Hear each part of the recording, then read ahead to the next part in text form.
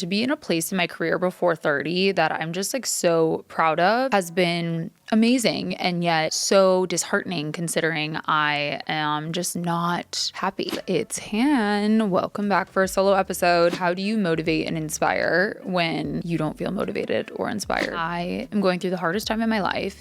And yet I am like the most successful I've ever been. The duality of that is really hard. I decided to go to New York and do MDMA therapy. It really opened the door for me to start feeling connected to my body. Anytime we get uncomfortable, we retract and we retreat. I'm choosing not to, which is not for the weak. Uncomfortability does feel safe if you've gotten used to that uncomfortable. A lot of our inability to sit in the uncomfortable is because we're scared. Fear is just false evidence appearing real. The constant attempt to escape fear becomes its own prison. I think for people who have experienced complex trauma, happiness is scary. Reliving and exploring the deep end of trauma and the things that have happened is not as scary as exploring the depths of what happiness could be.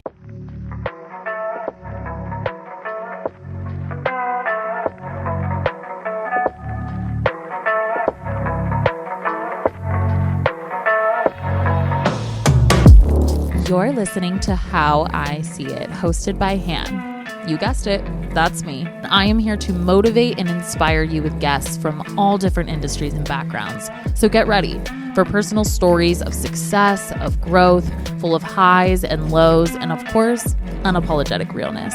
This is How I See It. Hi guys, it's Han. Welcome back for a solo episode. I've honestly been putting off a solo because I haven't really known what I'm going to talk about or what I'm going to say. I mean, how do you motivate and inspire when you don't feel motivated or inspired in your life? And I think I've been kind of like reconciling with that. I think the reality is like I am going through the hardest time in my life and no one really knows. I think couple of people, 2 or 3 people close to me do, but not really anybody else. I feel like I'm just like really in the depths of the healing journey right now. I about 5 months ago, 6 months ago, I mean, truly it was about a year ago, I decided to go back to therapy to really get into the chapters of my healing that I knew I hadn't worked through yet. And I knew it was time. I'd like spent a lot of time in therapy, as you guys know, and I've shared here, in my early 20s. And then I think I hit a point where I was like, okay, like I'm ready to hit the ground running and give everything of myself to my career. And I stopped therapy and really did that. And I feel like, I mean, I'm so proud of where the podcast is. It's been so cool to see this community grow and like, this is truly my heart. So it's been so inspiring to see that and to be able to make money off of what you love and your passion and the thing you're really good at is such a blessing. And then also to have my agency grow and to be in a place in my career before 30 that I'm just like so proud of has been amazing and yet so disheartening considering I am just not happy. And, you know, I have moments of happy, of course, but I think at my core, I am not really happy. And I think when you see people online and you see like quote unquote the glamorous lifestyle, you assume, or you see people who have it like really together, I'll say, you assume that like everything is just great and dandy all the time. I mean, obviously we all know that like people struggle, but I do think that social media does this thing where it really blinds us from that reality. And I think I get a lot like, oh my gosh, like you're superwoman, like you have it all together. I don't even know how you stay on top of everything, yada, yada, yada. And that's all so kind. And I really appreciate it. But I do think everybody has their shit going on. And for me, like I am going through the hardest time in my life. And yet I am like the most successful I've ever been. And the duality of that is really hard. It's really, really hard. And I think specifically for me, if you listened to last week, I think you kind of heard a little sneak peek of me talking about it, but I really struggle to live with that duality that like you could be really, really struggling and also really good in a different area of your life. And I think that's just the human experience. I mean, you're probably listening like, yeah, Hannah, welcome to the world. But I do think it's really hard to reconcile with the fact that like things are not black and white all the time. I personally struggle to like live in the gray. I think a lot of that goes back to my childhood, a lot of the complex trauma that I'm working through for sure. But also, I think, and I've opened up here about it, like, I think when you grow up in an environment where you have someone literally from birth invalidating your reality, I've opened up about my childhood trauma and the way I've had to deal with narcissism in my life. And I just think when you are born in that environment and you have to live with it for 18 years, I moved out at 18, you truly need black and white to feel safe. You need evidence. You need things to be very clear. You need control. Because if you have that, then you know what's true, you know what reality is, and also you have facts to back up your side of the story, your life, your reality. You feel safer. And so I think a lot of my struggle to sit in the unknown or sit in gray areas or be able to accept dualities, which means, you know, accepting pain and joy can coexist, is rooted in that. And I've thought of, and I'm writing a Substack right now that I've literally had writer's block on because, you know, this subject is so complicated for me. But I've been continuously asking myself the question of like, what makes life livable? And I truly think it's accepting life's dualities. Like, I think a lot of the reason why I can't confidently look at the camera in front of the microphone and say, like, I'm really happy in my life is because of that. I think I have not accepted this. I think I know it and I've intellectualized it, but I have a really hard time accepting that life is a duality in itself. And kind of going back, so I went back to therapy a year ago, kind of knowing that I was like ready to step into this new chapter. I felt like in my personal life, it was so obvious that like some of the stuff I hadn't worked through and the trauma I hadn't worked through was popping up in my romantic relationships, in my friendships, even in the way I was doing business. Like the level of productivity and the level I work at is just like intense. I'm like definitely a machine. And I do think that I started to recognize that there was a level of escapism in that for sure. And I talked about that in the episode with Masha. So a year ago, I went on like embarked on this like big chapter of my healing that I knew was going to be very painful.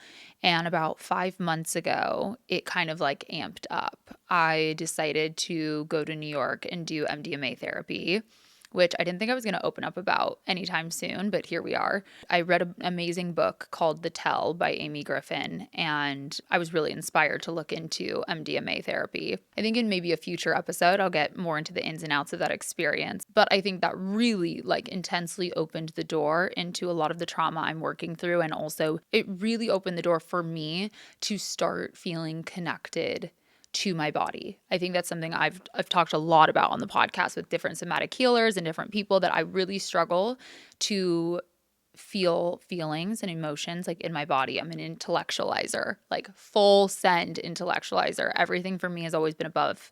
I always joke like above the neck. And that session, that first session, because I've done a couple now, it really removed that block for me a bit. And having to sit with feelings and anxiety and depression and pain, not just in my head, but in my body, has been a lot. It's been a lot.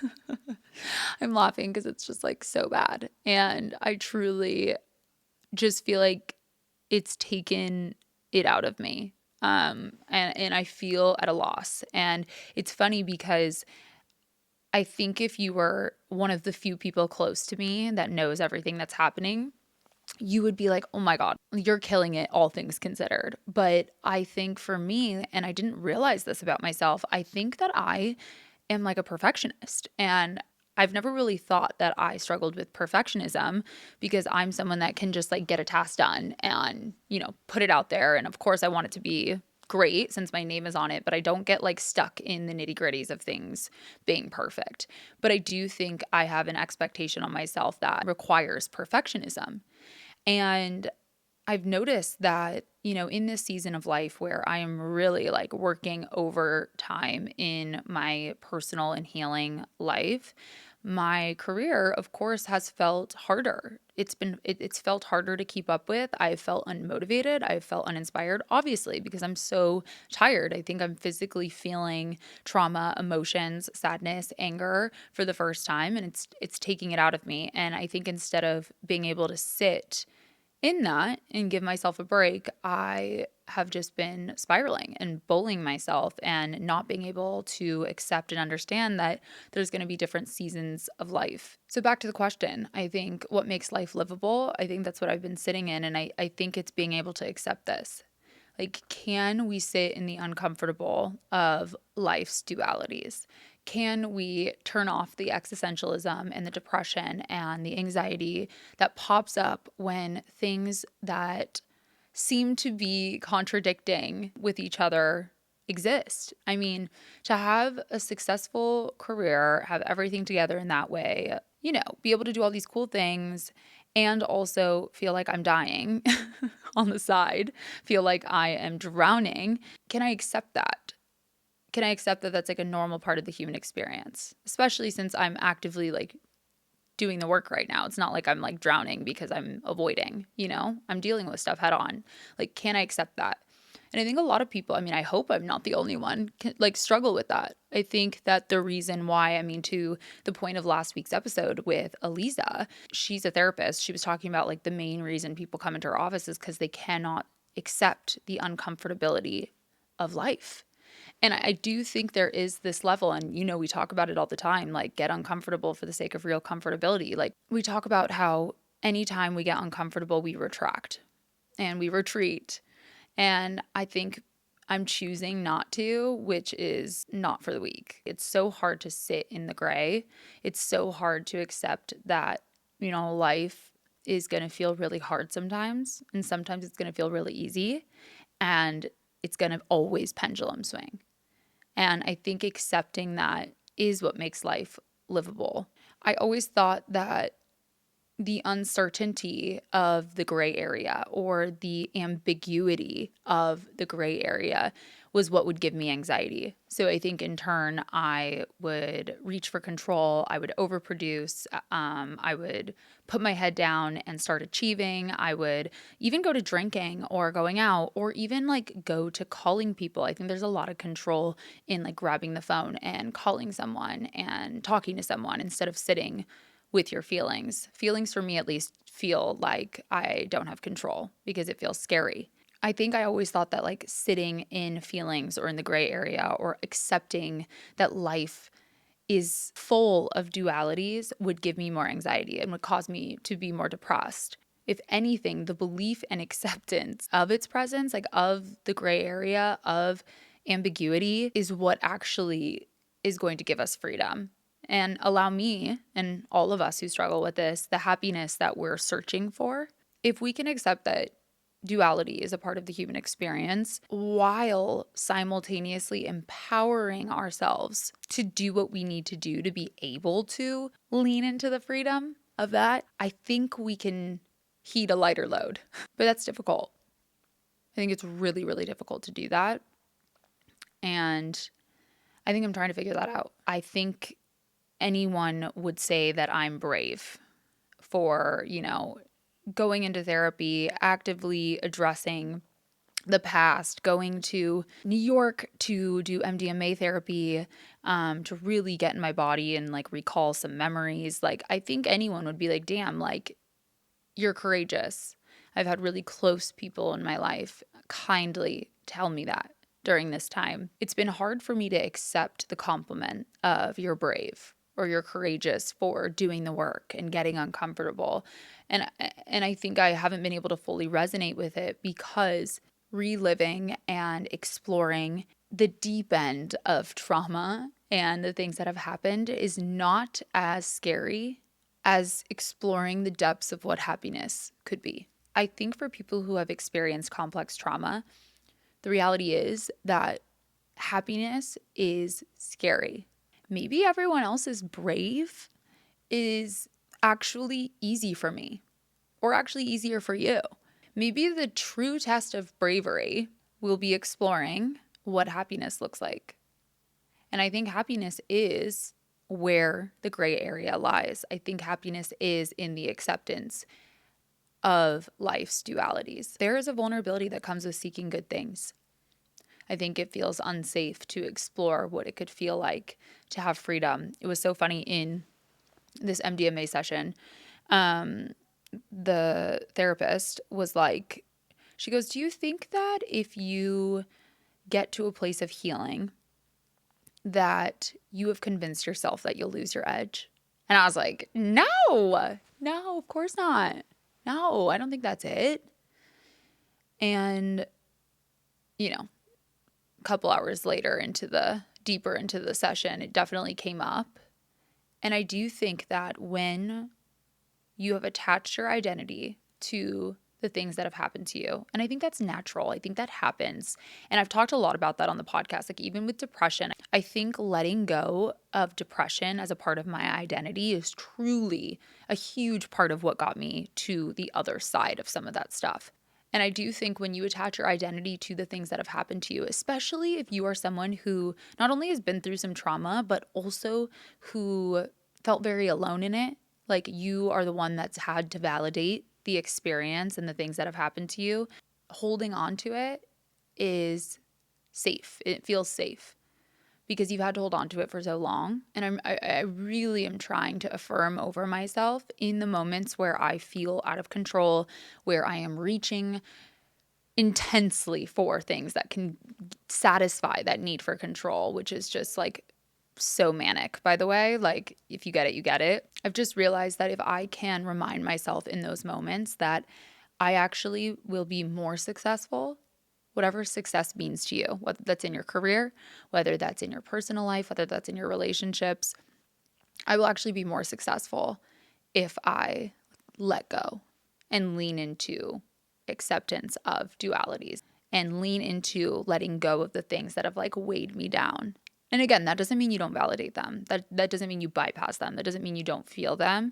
But letting go, I think, is important. I think the true test of my so-called bravery will be the decision to move forward and to work on my rebound time in the low moments, putting a stop to the existential spirals around like the duality of feeling so low while also having so much. And I don't think this is like new news. Like, I think we look at celebrities a lot of times and feel so much judgment towards them. Like, I see online so many people like beating up like people like Justin Bieber or these celebrities who have come out about their struggles, and the response is always like, you have everything, like you should be happy. And I think it's this. I think that if you cannot accept the dualities of life and you do not move through healing in that way, like you will never be happy or content. I mean, you know me, guys, like I don't think you're ever going to be content, but I don't think you'll ever be satisfied in the moments of pain. So this has been a lot of me venting and being very vulnerable, it seems, for no reason, because I don't really know where I'm going with this. I honestly, like, I decided to sit down and film this episode because we're having so many fucking tech issues with some of our stuff from New York, like the footage I got. So I've been trying to download it so that I can edit one of the episodes. We're always like a week ahead. So I edit an episode a week ahead and it's not working. And so I took it as a sign that I probably needed to sit down and do this. I think the potential of getting to the other side is the silver lining. I know for me, like, and maybe right now this is the first time you've ever had like a really intense dark night of the soul. If that's the case, I'm so sorry. It fucking sucks. But I think because this isn't the first for me, I can look back and see how much has come from exploring the darkest parts of myself and exploring what happiness could look like. I think that was the story with me when I first went to therapy in my early 20s and was depressed and suicidal. I think exploring what happiness could look like and having the courage to do that was what got me to here, physically, even sitting in this room in my own office with a successful agency, a successful podcast. The only reason I'm here is because I had the courage to explore what happiness could look like. And I think now that I'm asking myself that question again, and maybe asking myself some more deep questions. What makes life livable? What would it mean to accept the dualities of life? I think I can more confidently see the light at the end of the tunnel and know that there's going to be such greatness that comes with being able to go this low. And it also reminds me of what, the therapist in that session said to me, which was that she goes, "Do you think that I'd be able to help you through what you're going through if I didn't work through my own stuff?" And I think maybe a little bit of my fear that she was referring to was like the podcast. Like, I've built an entire business on my healing and the things that have happened to me. I have conversations with people about mental health and healing and trauma on a weekly basis here. And I think what she was referring to is like that I can't be scared that I'm going to lose my edge in the pod studio or behind the mic if I explore what happiness is. And I don't think I resonated with it at first, but I think it's so clear that there is a little bit of that. And I'm trying to accept that I will be like a better interviewer and I will be a better spokesperson for mental health and trauma on the other side of really letting go of these parts of my identity that I've held on to. But that doesn't make it any easier. I think it's really, really scary to, again, explore what freedom, happiness, and acceptance can look like. I do think we keep ourselves, and this isn't like in a mean way. Like, I think I'm sitting here owning it. Like, I do think we keep ourselves in like a victim mentality in a lot of ways. I've talked about this on the podcast. And I do think it's because we want to feel safe. Uncomfortability does feel safe if you've gotten used to that uncomfortable. I think I'm ready to like shift my identity a little bit out of that darkness a bit and out of the parts of darkness that maybe aren't required for me to hold on to. And I also don't want you guys to think that I'm like dangling a carrot. I like hate when people talk about like things and they don't like fully divulge into them. And then you're like, okay, well, like, what is she talking about? But I think when I'm ready, I will. It's more so, I think the point of sharing all of this is to be really honest about the fact that like you could literally look like you have it together. And I would say like, it's not that I look like I have it together. I actually do think I have it pretty together. Like, I'm really proud of myself, but you can have it together and also be really struggling. You can get dressed, get a blowout every day, look cute, be carrying around a Birkin and still be like really fucking struggling. And you could be hosting a successful podcast and getting paid to do what you love and leading community events and still be really, really struggling. I think if you're really struggling right now, your question is probably like, how do I keep going? I don't think the question is like, how do I know what to do? Like, I think we all know, like, you have to keep going. You have to keep pushing through to like get to the other side. Like, you have to keep pushing through the low moments. You have to keep pushing through the moments where you're revisiting painful trauma. You have to keep pushing through the chest pain and the nausea and the anxiety and the moments where you feel tired and too tired to even wake up and live and go on with the day. Like, I think we all know to get to the other side, we have to keep pushing. But I think the question really is like, how do we continue to find motivation? How do we continue to get up and choose to not be miserable, even when we're maybe feeling miserable inside? And I think for me, it's a few things. I think the first is just deeply knowing that there's no alternative. I don't know if that helps at all, but I think that when you're a high achiever, or which I feel like a lot of people listening are, like, if you're ingrained in like your self-growth, like you're someone that probably holds yourself to a high standard almost to a fault. I think when you're high achieving and hard on yourself in general, it's easy to bully yourself without even realizing you're doing it. I think I do it all the time. And I think till recently, I didn't realize how bad I actually was bullying myself all the time in my head. But I've tried to almost hone in and alchemize that negative into a positive. So I think for me, like waking up every morning and when I feel like I cannot move on with the day, and even though I have like the longest fucking to-do list ever, I get up and I remind myself and affirm that like it's okay that you're in pain. It's okay that life feels miserable right now. Like, you still have a great life to wake up to, and you just have to keep going. Like, I don't know how else to say that without it just feeling like, well, yeah, of course, like self-motivate. But it's like you have to wake up and choose that you're going to keep pushing even when it feels impossible. And I say self-motivation and like exaggerate that because I do think that a lot of times we'll like lean and look to other people to validate our feelings and our experience, especially when we're going through a hard time. Don't get me wrong, like I would not be able to get through right now if I didn't have the couple friends that like really know what's going on and are there for me. But I will say I was in therapy yesterday, and I told my therapist like this realization I had that I was like unsure of. And I was really looking for validation. I was talking her through kind of this like realization I was having, and I was trying to find an answer in it. And obviously I was like trying to look for control. And she didn't really like validate that I was onto something. Not that she didn't validate my feelings. She didn't validate that like I was onto something. And I was like, I was hoping you would tell me that like this meant something. She looked at me and she said, I don't think you'd believe me, like even if I did.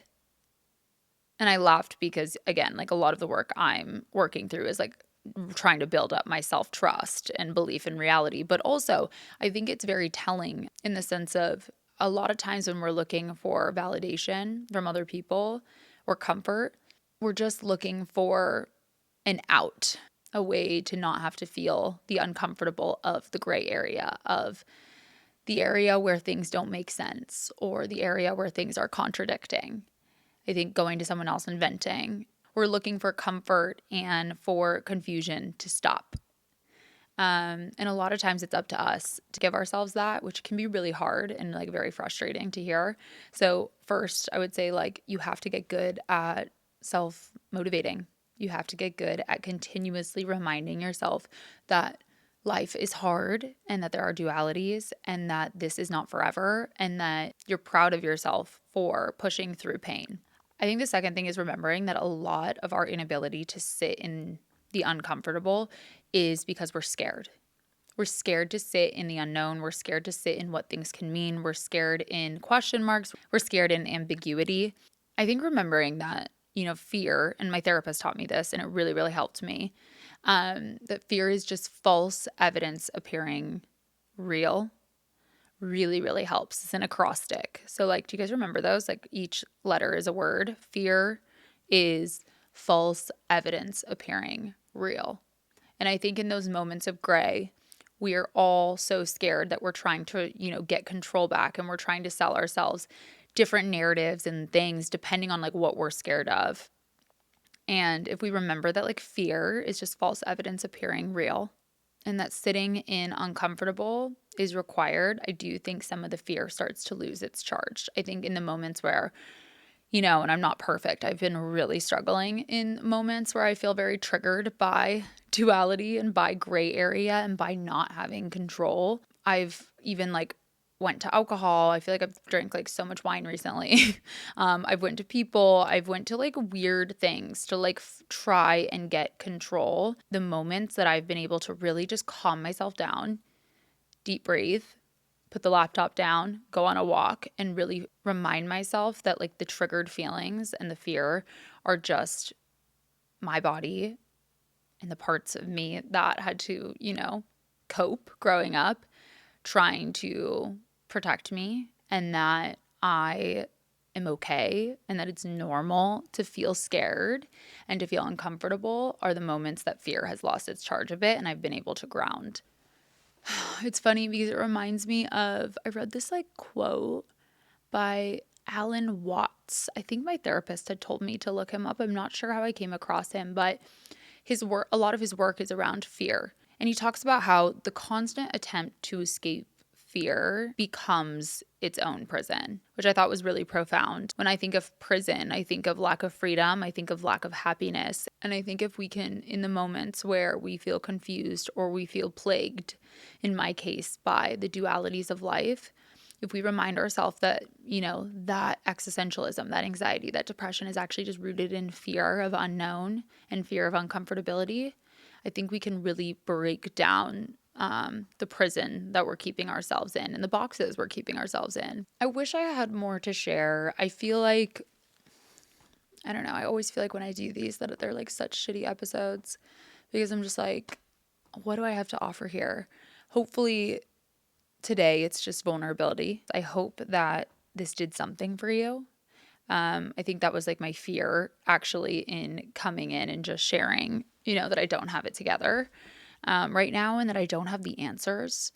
I just know that you have to keep going and that I have to keep going and that I have to keep pushing on and asking hard questions. But I hope that you got something from it. If anything, I hope my vulnerability in some regard has at least reminded you that you're not alone.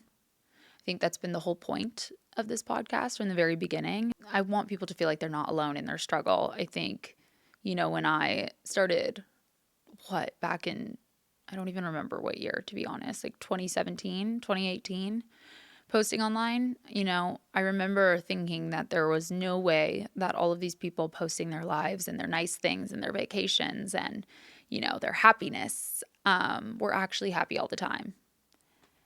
And I remember longing for someone to be honest about the other parts of their life. Not that those parts were fake, but I knew that there were other parts. It's funny because I'm sitting here in this chair and I'm hesitant. I found myself hesitant to sit down and share even a smidge of how I'm feeling right now because I'm like, I don't have answers. I don't have like a clear answer or clear piece of advice to give when you are this low or when you're struggling to navigate the dualities of life. But it's funny because all I ever wanted at that time was someone to just share and be honest. I didn't want an answer. I never felt like I wanted an answer from people. I felt like I just wanted honesty and I wanted to feel seen and I wanted people to share more about the hard parts of their life so that we could all feel a little less charged in the moments where we were really in pain. And yet I was struggling to sit down and share how I was feeling without an answer. So I guess I hope that the vulnerability in sharing that I'm just as confused as everybody else on how this whole life thing works, though I'm proud, I think that's important to admit that, but though I'm proud of the things I'm doing and the things I've created and the work that I am putting in my healing, I still do not know what the fuck is going on. And I don't know, what the end of the tunnel looks like. I just know that, I have to keep going and I have to be honest in some form about, what is happening in the hopes that it makes other people feel seen. So we're hopefully back to regular programming next week. I mean, I think we'll be fine. I just am struggling to figure out tech, which is annoying as fuck when you're so deeply unwell and the only thing that's going well is your career and your podcast. And then all of a sudden the tech for your podcast starts not working. So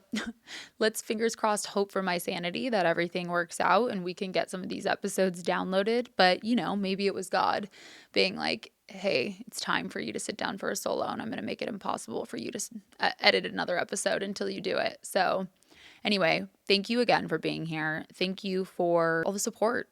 I could not do this without you. Thank you for downloading. Thank you for leaving reviews. Please let me know if there's anything I can do for you.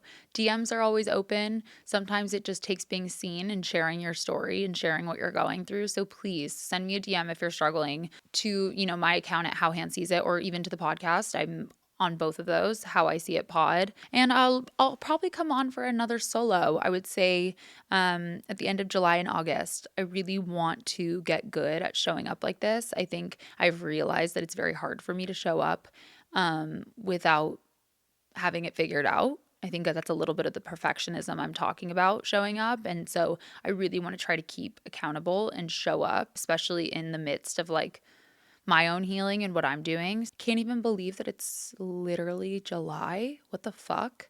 That's a completely different existential conversation, but keep pushing. We don't really have a choice. Keep pushing. And that's all. I will see you guys back here next week with an amazing episode with one of our guests.